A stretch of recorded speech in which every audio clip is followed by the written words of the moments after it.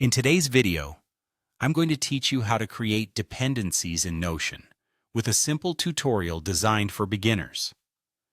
If you're new to Notion, or perhaps just beginning to explore its more complex capabilities, this guide will help you understand how to manage and view task dependencies, especially if you're handling projects where tasks are interconnected. First, you need to open a timeline or project database. If you don't already have one set up, you can easily create a new database within your Notion workspace. A timeline or project database is crucial because it allows you to see your tasks laid out visually over a period of time, providing a comprehensive overview of your project flow. Think of this database as the backbone of your project management system, where all tasks, dates, and key information will reside. Next, you'll want to add a relation property within your database to link tasks together.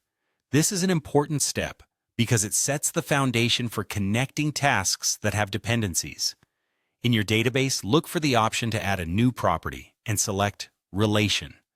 This relation property will enable you to choose the database that contains the tasks you wish to link. Essentially, what you're doing here is telling Notion that tasks within this database should be aware of and connected to each other. This is crucial for establishing dependencies.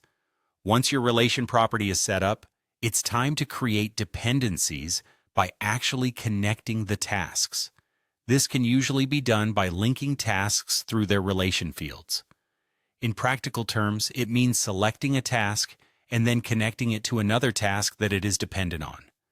This step might involve dragging and connecting task A to task B, indicating that task A cannot begin until task B is completed.